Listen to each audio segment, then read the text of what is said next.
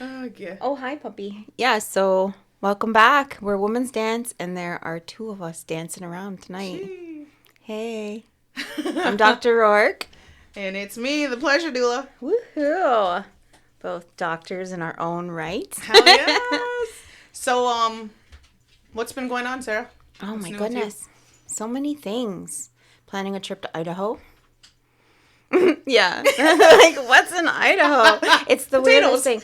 In Pocatello, whatever, Idaho is Kira Murillo. And if you've ever seen Kira Murillo designs, she's an amazing That's where tattoo you're getting artist. a tattoo from?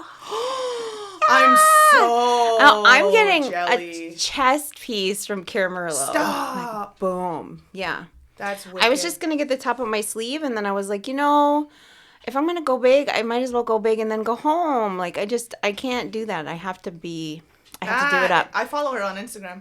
Obsessed. Yeah, she's Obsessed. freaking amazing. And she's the nicest. So I'm Yeah, going. one of my buddies, Maggie, actually showed me her work. And she was getting a shoulder piece done that was inspired by Cara Marilla's artwork. Yeah. And I was like, oh, this is so pretty. Phenomenal. And I've been following her ever since. So that's wicked cool. I've been on her books for 2 years, and then last year I had surgery, carpal tunnel surgery on my hand. Yeah, her list is long, huh? And so she moved me, and she messaged me in January. She says, all right, I can move you to February 16th at 1:00. And I was like, oh, okay. Like, I don't know how I'm going to get there. So I've been trying to figure out flights and all that. But How far is that? You have to fly? Yeah, we fly like from Syracuse to Texas to Idaho Falls. And then we'll drive an hour north. Wow. Yeah. Just for a tattoo. Yeah. That's wicked. Got to do what you got to do. So I found this lady in, I don't know if it's Maryland or Washington, D.C. Those are close, right? Yeah, they're closer. Yeah, they're right next to each other. But closer to us. Yeah. There's somebody there that does tattoos with, like, glitter. I want to look into that. That makes me nervous. Me too, but Sticking things under YOLO. my skin. Just kidding. YOLO. It's my body. I only got one. Might as well do some fucked up shit. YOLO. I've seen. She's gonna come home sparkling everywhere. Turn your light on over here. Turn it here. Turn it here. Can you just spin around for me? Put me in the natural light. I'm gonna like take out my flashlight every once in a while. Here she comes. Here's It's my a disco party. Oh, Yeah. frick. I never seen that before. I was like, what? How is that even possible? It's wild. Tell me more. Tattoos are wicked cool.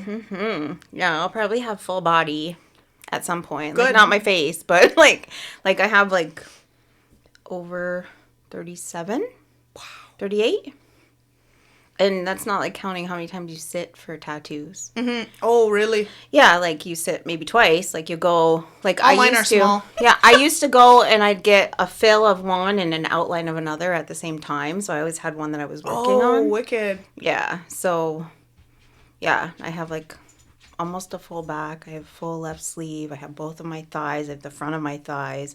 I have both of my sides. Yeah. You're so tough. I'm a big baby. No, my ankle, my little sugar bowl, my Merlin. Anybody knows Merlin from Sword in the Stone? I got a little sugar bowl. He's a little badass. You don't want to listen to Merlin and get in the bag. He's fighting all the other dishes. I really like him. So for my birthday, my sister got him for me, and that was like the most painful because it was right on the bone, right on my ankle. Oh, shit. And I don't have a lot. I mean, I have little ones on my ankles and like a band around one of my ankles, but I haven't gotten anything on my legs down that way in a long time. Like tops of thighs aren't as hard as your ankle. Man. Holy So smokes. I do have one that's an outline. I have a tobacco plant on my thigh, and I was supposed to get it colored in, but I quit. What? I got the outline, and I was like, hey, stop. I'm tapping out. I'm a big baby, man. I do not like pain. I do not like pain whatsoever. Not at all. I'm a shitty sub. I'd probably be quite the dom. Fuck you up. Oh, don't hit me! Yes, Daddy, no! Oh my god. I'm like, come on, bring it on. Is that all you got? Oh, shit. What else is new? I got a cat. I Did think you? I told you that before. Did you? Yeah, but he's a pain in my ass. I love him, but he's spraying all over my house, and it's like the worst thing. But I keep saying, it's a medical condition. I'm getting him fixed tomorrow. So that'll stop him from doing it? I hope so.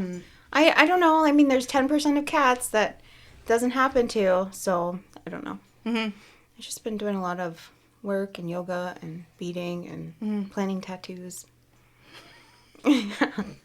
I got a cat for my garage, and we found mice.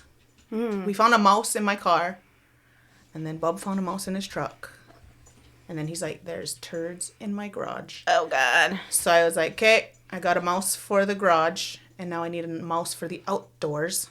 Because that cat, I got a mouse for the garage. A mouser? I got a mouser okay, I'm like, wait, for the garage. Put mice all over the place. So confusing. So she's working in the garage, and she stays in the garage, and then I need another one for the outside that's going to, like, just keep them away from all the vehicles and whatever, but I can't. I have, like, wicked PTSD when it comes to mice in our house and stuff like that, so. Oh, God. We had mice in our old house, and it just grossed me right out. The house is good. We don't have no problems with the house. But in my vehicles, oh, my God. So, funny story, couple weeks ago, maybe 2-3 weeks back. Jeez. Why are you just invading the space? I wasn't even talking to you. Put me on the podcast, damn it. How many times do I gotta ask? Come on, Copper, please. This is girl time. Just don't lick the Why is this happening? Because you were talking about kitties. This is Copper. Yeah. Got jealous. Don't touch my coffee. Anyway. So we were driving, me and my son were driving, coming to the States. So right after customs on American side, on 37 where the lights are, we were sitting there waiting for the light to turn green, and then something like flew across my hood. And I looked at my son, and then we both looked at each other. We looked at front again, and I was like, okay, there's no leaves on the tree. That was not a leaf that flew across my hood. Oh what the heck was that? And he's like, I don't know. Did a mouse just come out from underneath your hood? I'm like, good, get out. Why you got cheese like laying around? Oh my goodness. Like, why is that happening? I don't know. It's freaking driving me nuts though. So I got a cat too. I got a worker cat. Anyways. So I have a dog in my lap. He came to visit. He's like, move over. Let's get some of this. I witnessed a snowmobile accident in Huggin. I was going to tell you about that. Yeah, I was in Huggin, like cruising, and I went to go visit or pick up my niece last weekend because she was at the gym and they closed at 1. Mm-hmm. So I was on my way there, and this freaking snowmobile, like a snow scoot, like shorter, faster snowmobile flies and cuts everybody off, like right by the bridge by like Bradley's and those like Eagles, like right there. Hits the guardrail like on the bridge in the corner, flips. He landed on his head. Oh my God. He had like sweatpants on. Terrifying. It's like, what do you do? And then he just got up and jumped on the thing and ran away. Like what the drove heck? away. And I was like, is he like in shock? Like what is going on? Right. But, I don't know. I didn't hear anything else, so I'm hoping the guy is okay. I like when I went home and later and smudged, I said prayers for him because that looks brutal. He landed right on the back of his neck, like on upside down on his head, and that thing hit him. You know, like it was pretty traumatizing. I was on the phone with my husband, like, why do I have to see things like this? Like, what just happened? How do you unsee that? Yeah, goodness. It was so traumatizing. People drive like assholes right now. I don't even know what's happening, but you can only just keep yourself safe and like. My car just automatically brakes, so I was really, really lucky. But the people behind me, I put my hazards on, and he almost hit me, and then the guy behind him had to go on the shoulder. Whoa! So it was that fast? like almost like 4 people got in an accident right in front of this snowmobile guy. Yeah, it's pretty wild. And I never expected any of this as a mom. That now that my older ones are driving, I can't even, like, think when I know they're on the road. Because I'm like, I trust them. They're excellent drivers. But I'm like, I can't even imagine. Other people suck on the road. Yeah, they do. Just be careful. And I'm, like, constantly messaging them, like, just tell me when you get to where you're going. And tell me when you're leaving. Oh, Mama, bye. At first, they were annoyed with me because they'd be like, "Okay, Ma, stop. Like, you're getting sickening." But I had to explain to them why I was so, like, crazy like that. And I'm like, I don't trust nobody. You're going to fall. So just tell me where you are and tell me when you're coming back. You're just and being an overprotective mama, you know? They're What like, are you gonna do? now my oldest daughter's like, I don't even like driving, Mom. I'm like, like, oh, good. Stay home then. It's like on New Year's, I hold my breath, you know? No, like yeah, on no those kidding. big holidays and whatever. I'm glad Long weekends. I'm glad I ended up going in Longhouse. Like, that was super fun. We, I don't think we told the dudes that we went to, that we all met at the Longhouse for the social. Like, it was fun, though. I took Victoria, and she was super nervous, and I was super nervous because I knew that there was going to be lots of people there. I just, I'm talking, you got to, like, be all up in my business. Cover! You're killing me. I'm trying to talk here. But, like, when I walked in, it was, like, wall-to-wall people. And I was like, oh, I remember why I go, like, get excited to go, but also why I get nervous to go. And so, like, I showed up, and then the women were like, we'll clean off a spot for you. Come sit down. And they were all happy. And I was like, okay, we're here. And I did a real hard woman's dance. And I got to Damn, dance. that was a long woman's dance. Oh, my God. And people were dying. I was like, I was like, lightweights. Like, let's go. Just getting down. 50 like, versus oh my woman's God, dance. it was so Holy crap. good. It was so good. I'm like, oh my God, I can't feel my left thigh. Jeez, girl. That was wicked cool, though. I hadn't seen a social that packed in forever. And even Junge was saying that, too. When he got up to speak, he was talking about how he was real small last time he seen a New Year's social that packed. Yeah, when I was, like, a teenager, I remember it being like that. But I didn't care sitting like this on the bench. And this time I was like, I need some room. Everybody had to get up so somebody could move. And it was a bit of a difficult one. So hot in there. Yeah. And it wasn't even January weather. It was warm out. Yeah, it was real warm out. I think I went in a hoodie. Yeah, I went in a hoodie and a tank top with my skirt. Mm-hmm. I was like, okay, here we go. We're doing this. I changed about 3 or 4 times before I went. And even Bub was like, I wouldn't wear that. It's going to be packed in there. So then I ended up with just leggings and a t-shirt. And I was like, I'm so glad you talked me out of that nice big blouse and that big old skirt. And he's like, I told you. It was insane packed. Yeah, it was fun. It was awesome. I had so much fun. But I had been cooking all day. Like, everybody brought me food to cook. So I had, like, moose meat. I had pork hocks. I had really good white corn. I had all sorts of stuff. And I made this big, huge pot of corn soup. And then I was making cornbread. And then I was making fry bread. And I was just cooking up a storm all day. I was like, tomorrow I won't have to cook. And I can just drop it off everywhere. And it was just so good. Nice. Like the best soup I ever made. And then my bread was like insane. So and people were fighting over it. They're like, if you're not going to eat that, I'll take it. And I was like, yeah, I did it. Start the new year out right, you know. And anyways, it was a good time. I was glad that I went and I got home early. The fog was wild. We were the last ones there. Somebody got stuck in somebody with a little tiny car thought they could, like, turn around in the mud. And their car just Man. nose diving, and there was nobody left there. And I was like, oh my God, you're so lucky. I got this big truck. So just hooked it up and pulled him right out. But everybody was all muddy. Because it was so warm out and there was mud everywhere. And speaking of, when my kids are gone, they had both just left with their friends, like just before the social ended. So as we're sitting in the driveway, don't I hear freaking sirens like mad crazy? And I'm messaging all of them. I'm like, where are you guys? Is everything okay? And they're like, yeah, what's up? And I'm like, sirens. Well, my mom does that on the family chat. It's storming. Is everyone okay? Yeah, Are you all yeah. home all right? I heard sirens. Like, I wish she just had a scanner so she knew what was going on, like my doula used to. I just want to hear from my kids. Just tell me okay. Yep, okay. And then I'll leave you alone. I was never prepared for this. I did not. Even my husband's like, okay, you need to, like, chill. You need to breathe. They're fine. I'm like, you just hope you give them enough so that they can protect themselves. Yeah, you're right. Yep. You got to do that. Yep. You got to let them. But I don't know if I'll be able to do it. I can't do. I leave my little for a little bit, and I'm just kind of nervous about it. It totally blindsided me. I really didn't think I was gonna be like this. But they're cool with it. They're not like, Mom, you're smothering me. You know what I mean? Yeah. Like, they're not getting after me and anything. I think because I explained to them, like, I just worry when I don't see you, and I just worry when you're not in my care. And I mean, anything could happen when they're in my care too. they can get slapped. No, just kidding. You could just not care at all. Yeah. So what else? How's work? Oh, work is really good. Why? I'm just talking. Get out of here. What? As soon as I start talking, he's like, yeah? Hi. Copper, get down. Do you want to pause it? No, he's all right. He's funny. He's our entertainment.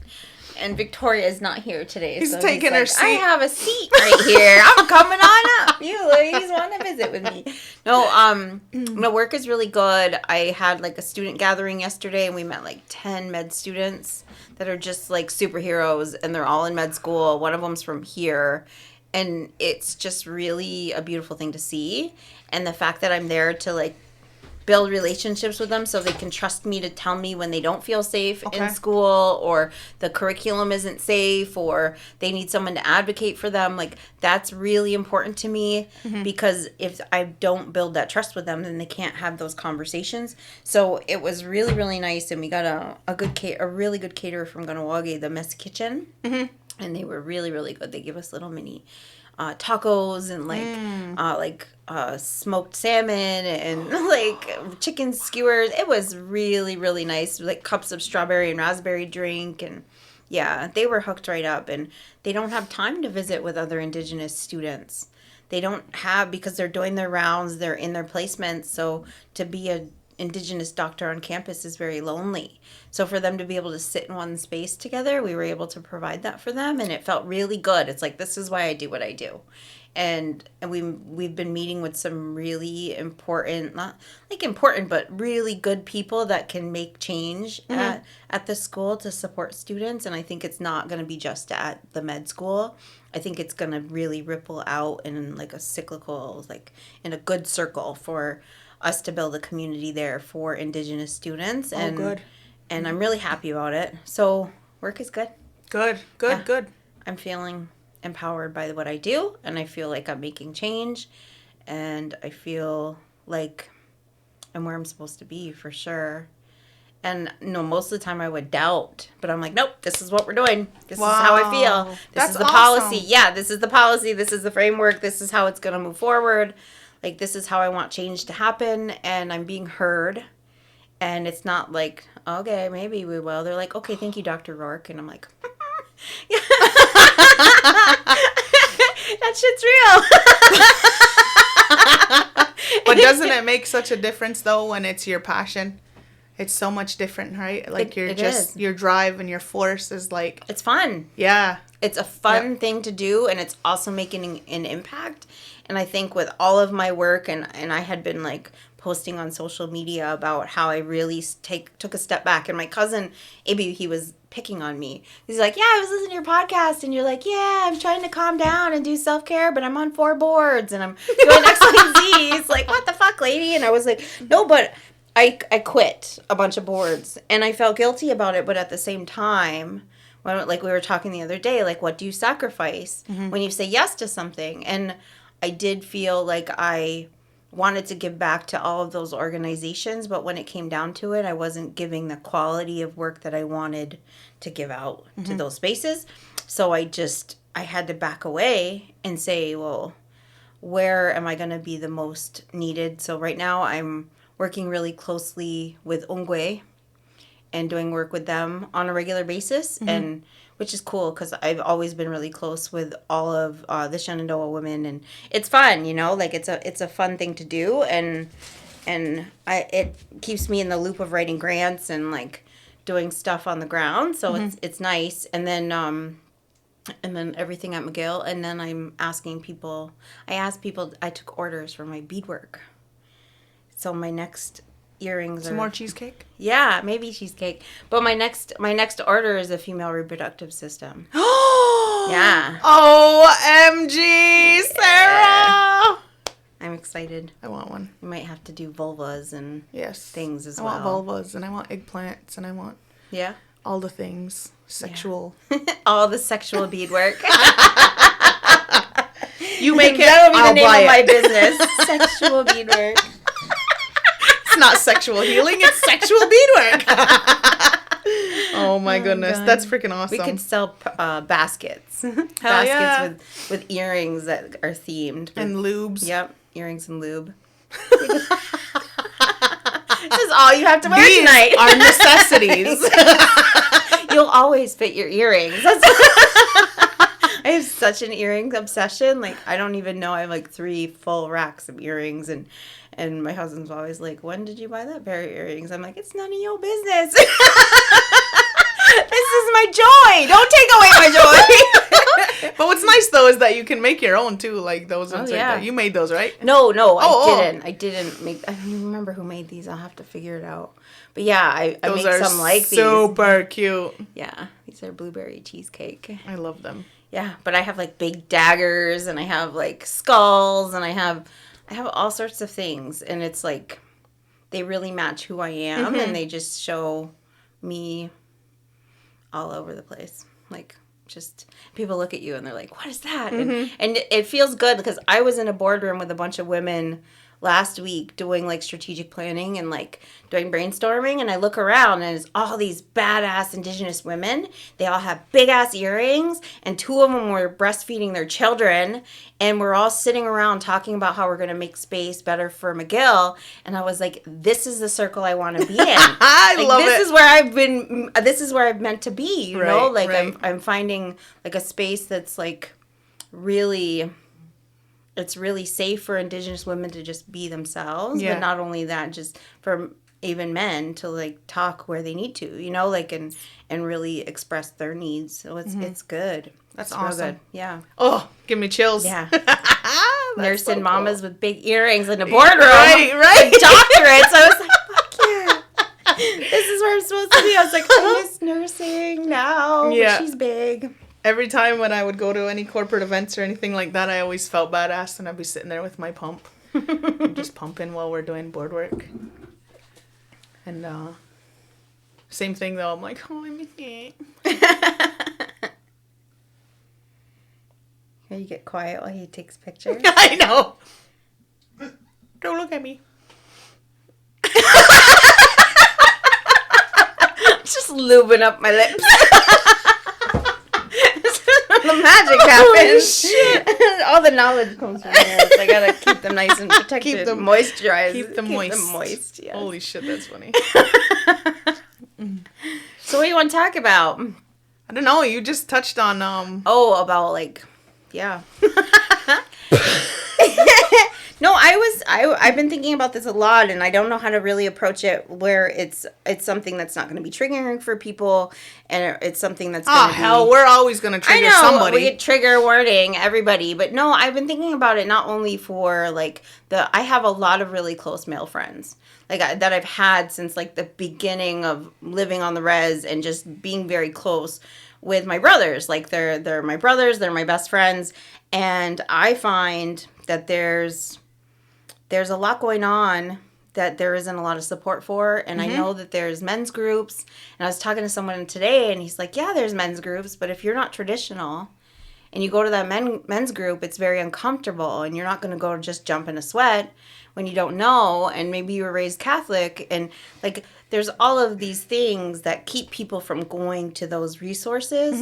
And I was just like, well, what do you need? And he's like, well, nobody's ever asked me really, what exactly do I need in a way where I'm going to answer. And I was like, sometimes when I talk to other friends, they're like, I want to lead. I need someone to exactly like point it out. Like, this is what needs to happen. Like another friend, I had to take a picture of the gym and the schedule of the gym, and then I showed the video of the gym and said, this is what the gym looks like right now. And he's like, oh, are you there right now? And I'm like, yeah. And then he showed up because he knew. He's like, oh, that's a space. You're there. Let's go, But it's kind of like, how do you do that for every man in community that needs it? And if they don't, what happens? Like, luckily, one of the guys that I was talking to, he has the connections where he knows how to get help and therapy. But other men, they don't have that. And they don't even know how to verbalize it because their dad didn't know how to verbalize it. So I'm not an expert on men's health, and I'm not going to pretend that I am.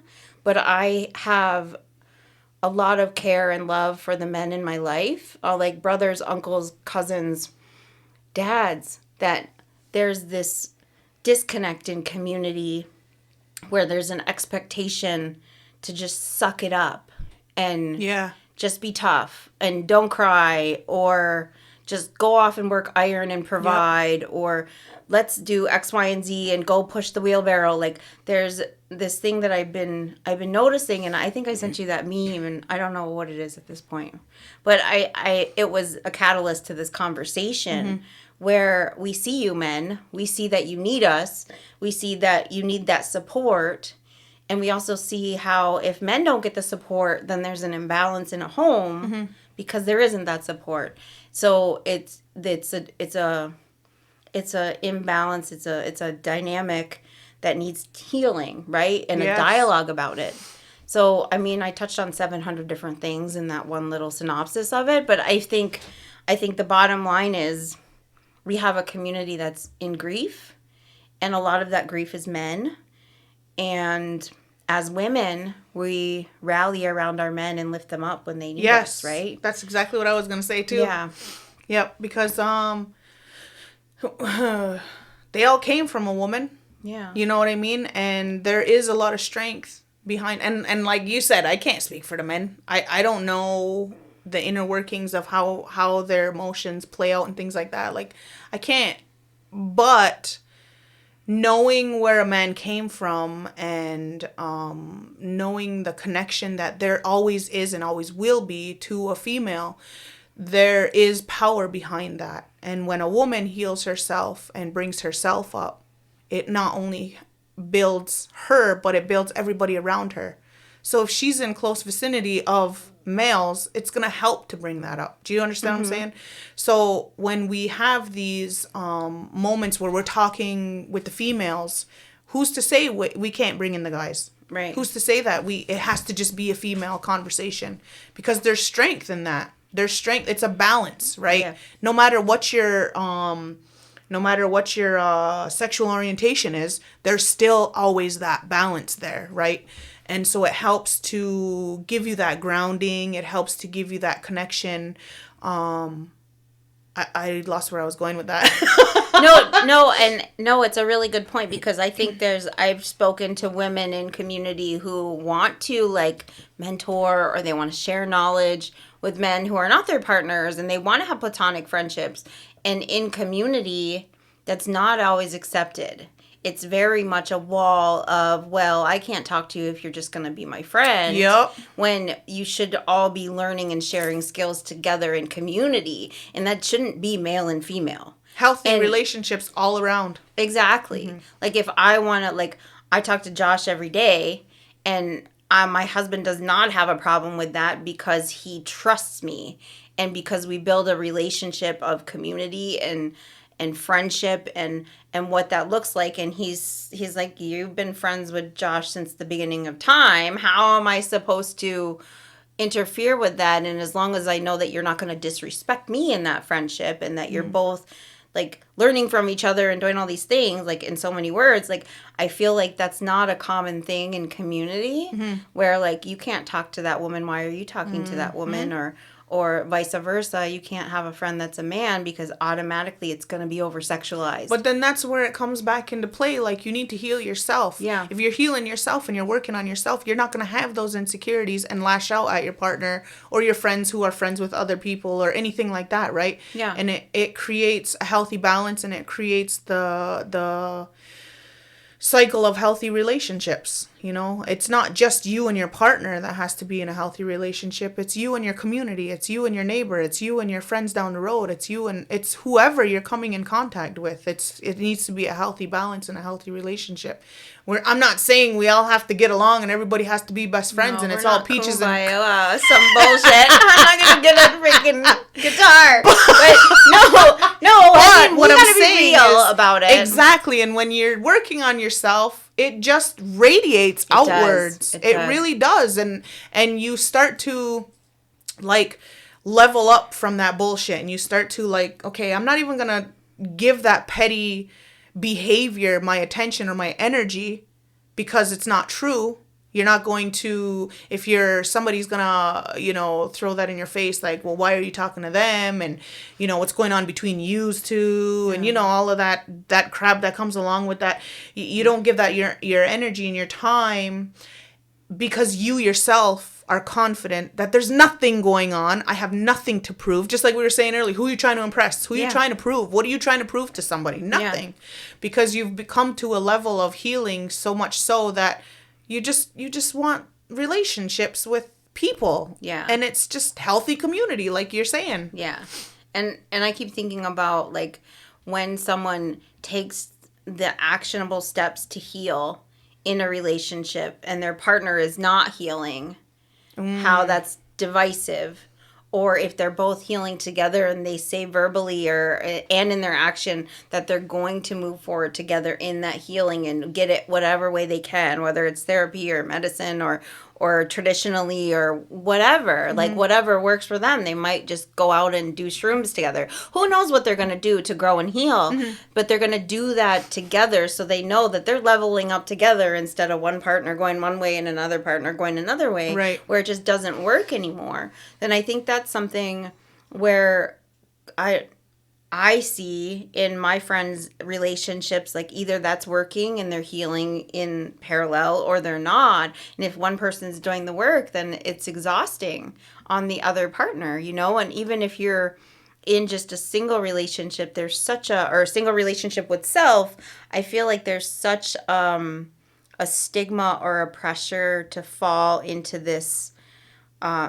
stereotypical, what did we say? The fake book, like the stereotypical fake book bullshit. This is who I want to put out to the world, is who I am, as this is me. I'm like Pocahontas. I'm like this indigenous lady. Say go. I'm Gumahawi. Like, it's kind of like that, right? Like, it's fucking bullshit, because I don't fit into a colonized version. And I know I've said this 600 times on this podcast, but I think there's this, like, Disney fantasy about what relationships look like. Oh my historically, God, yes. What community look like historically. Yep. I'm like, if we got rid of all the white people, then all of a sudden we'd all get along and we'd all go farm together and we'd all live in longhouses again. And, like, there's this, like, ideology of what an Indigenous person looks like to the world. And yes, we want to maintain our culture and we want to maintain our identity, but we have to evolve at the same time and show our authenticity. And I think that's why people like to hear about what we're doing and who we are, because we're so real about our flaws and our mistakes and our bumps in the road that everybody has, but nobody wants to talk about. I mean, I went through that. I wanted to be fake book all the way, and I didn't want nobody to see my dirty laundry and all of that stuff. So but for me, it was like I didn't want to be vulnerable. I didn't want my walls to come down, and I didn't want people to see what was really happening on the inside. And what was really happening on the inside was a failed marriage and very upset children. And, like, it wasn't good. But we kept up this facade like everything was all peaches and cream. And then all of a sudden... Got your buckskin on. Yago. It was so sacred. So sacred. Meanwhile, I'm like, okay, you need to leave. I don't want you in this house anymore. But wait, you guys got married in a longhouse. I don't give a fuck. You need to leave. I can't stand looking at you. And we had to be completely and truly open with our own truths, and just if I was afraid to say something to him that I was afraid was going to hurt him, I had to say it, and vice versa. Like, he had to say the things. He had to speak his truths, even if it was going to hurt me. But when that happened, when we were able to finally really put things on the table and bring a real raw perspective to the marriage, it just leveled up. Like, it was like, okay, now I'm seeing you for who you really are. And the connection got so much stronger and so much deeper. And it was like, holy shit, that wasn't so bad. It wasn't so bad to just be real. Well, nobody gives you a handbook when you get married or when you get in a committed relationship. No, but they sure as hell give you expectations. Oh, yeah. Like, you're right. Fuck. No, that's the thing is, like, nobody tells you how hard it is to be married and how much you have to grow and compromise and do all of those things to be with each other. And I think when it comes down to it, it's really about, like, finding that within each other and being comfortable to be honest, right? Mm-hmm. You passing notes? Nothing. No, no, yeah, and so, like, after that, it was a shock to not only each other and ourselves, but community too. Like, what is happening? What's going on? Mm-hmm. You guys look like you had it all together, and we were like, ha ha, psych, fooled ya. And so, yeah, so now it's more of like, okay, I don't give a shit, like, whatever. Like, I'll own my addictive behaviors and my substance abuses and my alcohol abuse and all of those things. Like, I'll own those and make jokes about them now, and I'll own my promiscuity, and I'm proud of it.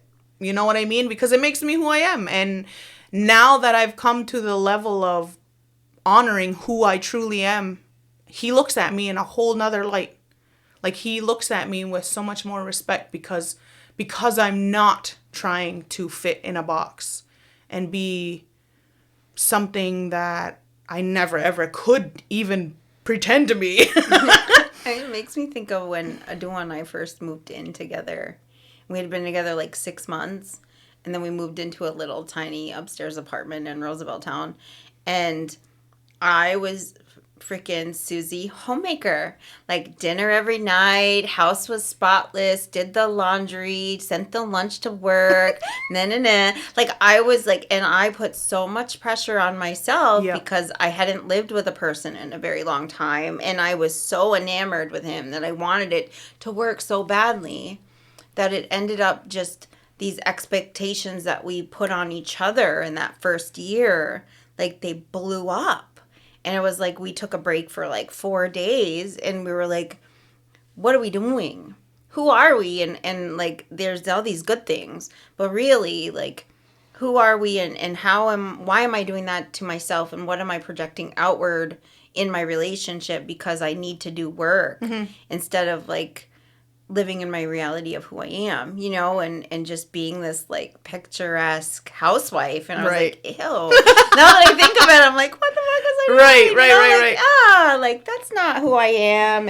And I think now, I mean, the honesty and this is who I am. This is me standing in my power and being a resilient woman who's gone through all of these things throughout my history, where I could have been dead, or I could have been in prison, or I could have done so many things. And for me to sit here today and say, like, I've grown and I've healed, and I'm still growing and healing every day from it. And every step of that way, I've been accepted in my relationship for that, in every single change. Like, that's a big deal. And you need to find a partner who can do that. Mm-hmm. And then see it and then move with you, you know? So, I mean, we see how that goes every day. You know? But, you know, another thing, too, like, when you're talking about, like being with your partner and healing together and moving forward together, sometimes we can't find those things in our partner. Mm-hmm. And it doesn't mean that we don't want to be with our partner, but maybe, like, I would find certain characteristics or connections with another male partner, not partner, but like a male person, a male friend, and I can have that communication with him. You see what I'm saying? Where like, we just connect on a different level, but that doesn't mean that there's anything happening there. It's just something that maybe my partner can't fulfill, and that it's totally fine to have those communications, because that's what shows a healthy relationship. Just like you said earlier with the trust and the open communication.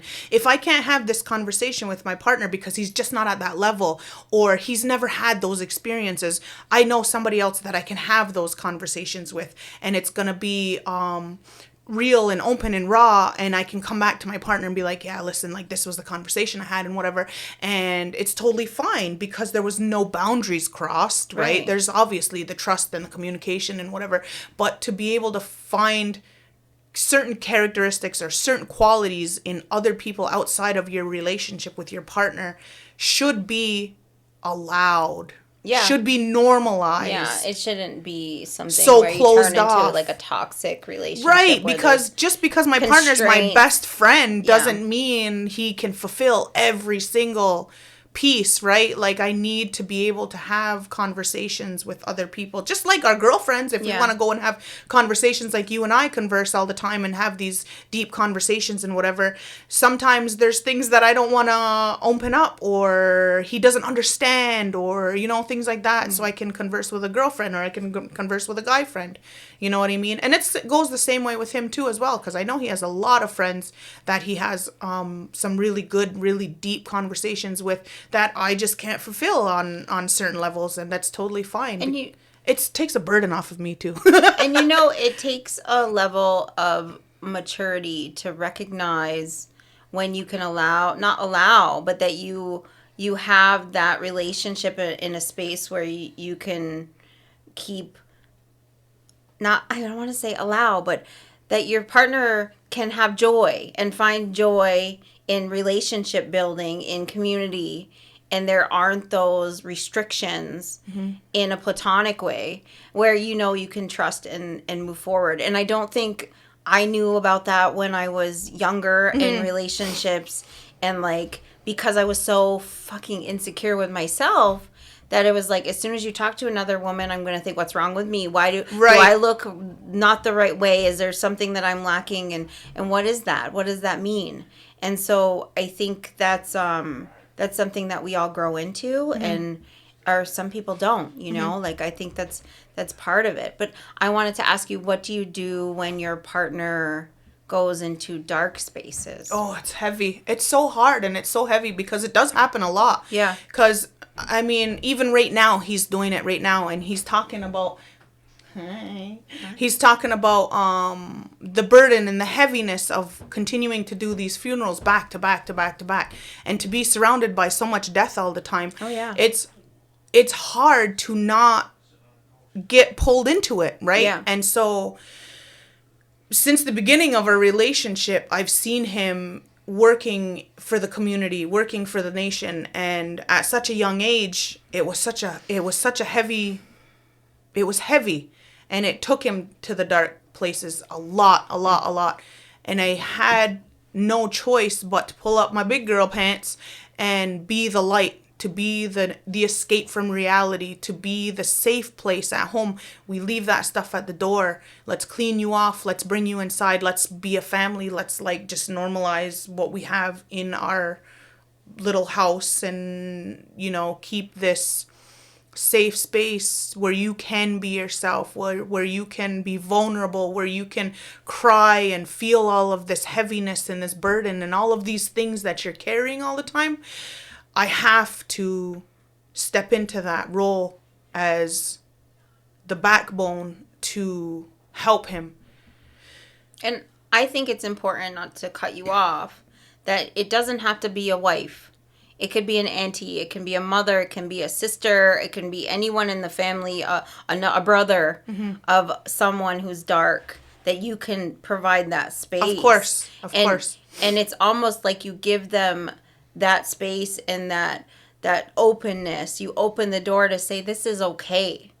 And you don't have to hold it in, because we talked about it the other time, is like, if you keep holding things in, that's when you get sick. Like my husband, he when I was in community a lot, and I was helping with funerals for the other side of the house, and I would cook and I would do that kind of thing, or when we lost a lot of people over and over again, the simple act of just combing my hair when I got out of the shower, so I could just let that go. Yeah. That was one thing that really got me through like a lot of heavy deaths in my family. And I know I don't know like how many people are prepared to talk about like the level of grief in our community right now, and like the increase of suicide rates with men in our community, but to recognize that they need to be seen, and we need to hold them, whether it be metaphorically or physically. They need to be held and to know that they don't have to work as hard as society asks them to. Please. That they can cry like a baby and just let it all fucking go, you know? And I think that's one of the hardest things for any men, because they're not seeing their dads cry. They never saw their grandfathers cry. That's not an acceptable behavior in our community, and we're working on it. I'm not saying everybody, and I'm not saying that it's all of our people, but because of everything that we've all been through collectively, that it's not easy. So for each of us to say, it's okay. It's such a hard thing to break, that whole mentality of crying is equals weakness, you know? Like, I even carried that for a long time. But even I don't getting cry, angry. I don't cry. Healthy anger. Yeah. Like, you need to go outside and build a fire and cut some shit up. Go. Do that. Get out the aggression. Because they say historically men would hunt. They would kill things. They would fish. They would golf. Get the energy out, right? Yeah, go golf. I love that for you. But, you know, they would do those things and they would get their fire to grow, right? I don't know about you, Sarah, but when I get angry, I clean. Yes. And isn't that not healthy anger? It's healthy anger. Yeah. Fucking So when you come to my house and it's like really super clean, yeah. you know I just had a BF. Yeah. Exactly. My husband's like, "Oh, what's wrong? What happened today? Yeah. This place is fucking spotless." I'm like, "Oh, do we want to talk about my morning?" Like, it's, yeah. So I think it's there's a lot of that just keep talking about it. Yeah. You know. Yep. And I personally want to see that for the men, because I have 3 of them. I'm raising 3 of them, and as a mom to boys, I don't want to see them in those positions. I don't want to see them carrying heavy. I don't want to see them, you know, expectations through the roof. And I don't want to see that kind of stuff. No. And, yeah. No, I have a nephew who's becoming a man. He's 12, and he's amazing. But it doesn't matter what the age is. You got to start it right away. Yeah. You got to start that training and that conditioning and that, you know, like they're always like, oh, stop babying him. Stop coddling him. Stop. Why? I want him to see healthy love. Yeah. I want him to know that I'm a safe space and I'm a caring person, and no matter what's going on out there, no matter you how can old come you are. back. Yeah, that's what I'm doing. And so many people have said, "Oh, you're just babying them. You're just doing everything for them and whatever." And I'm just like, you can call it whatever you want, but my kids know how safe they can be at home and how they can unload, and they can, you know, say the things that they need to let go. They can cry. They can show their emotions here, and it's totally fine. And I hope that they all find partners that have that same connection with their mother and fathers later on. You know what I mean? But if they don't, they'll have you, and you can teach them what they didn't pick up at home. You'll make those connections, for sure. It's a hard job. Someone's got to do it, damn it. Right? Just kidding. Yeah, I just wanted to bring that up because I'm seeing men that I love struggle. And I always want to make sure that they know, and men in our community that walk around with very strong faces and they're doing the work and they're trying so hard for their families, or they're not because they can't. Like, that there are ways to get help and there are ways to get support, and that we as a community could find that empathy and they deserve it. Learn they it. deserve to learned. have that love and that support. Yeah. You know, like, we're all about women's dance and we're all about being there for the women all over, but we can't ever exclude the men, because we have men in our lives that we love, and we don't want to ever have them feel excluded. Yeah. Yeah. Exactly. And I don't exclude those who are non-binary in this conversation at Exactly. all, because it's partners, right? And it's we it's should a just balance say of partners. Humans. We love humans. We love all the humans, and we want the kind them ones to be safe, and we want you to wake up tomorrow and do the damn thing again and know you're not a burden. Yes. Yep. And that you're not a drain on anybody, and that you're surrounded by love, and if you have to go out and find it, that's okay. Mm-hmm. But find it in a healthy way. Mm-hmm. Because I feel like there's a lot of men out there that are really sad. Mm-hmm. And I don't mean to we get deep, so I do mean to. I'm not going to try and apologize for it because I'm doing the damn thing, so. No, it's things that needs to be brought up. Yeah. And for anybody that needs to hear the words, then, that's what we're here for. Mm-hmm. We're in support of all the men's stuff. Yeah. They need a healthy outlet too. And my husband's even said it before too. He's like, okay, so I'm a guy. What do I do? What is there for me? There's women's circles, there's women things, there's women this, there's women that. What do I got? We go to sit at the bar? Yeah. Please don't. Yeah, please don't do that. But he's right. What is there? Mm-hmm. So. Anyways, that was some really good conversation. Hell yeah, it was. My heart feels good. Mine does too. Eggplants and peaches unite. Sexual beadwork. One bead at a time. Yep.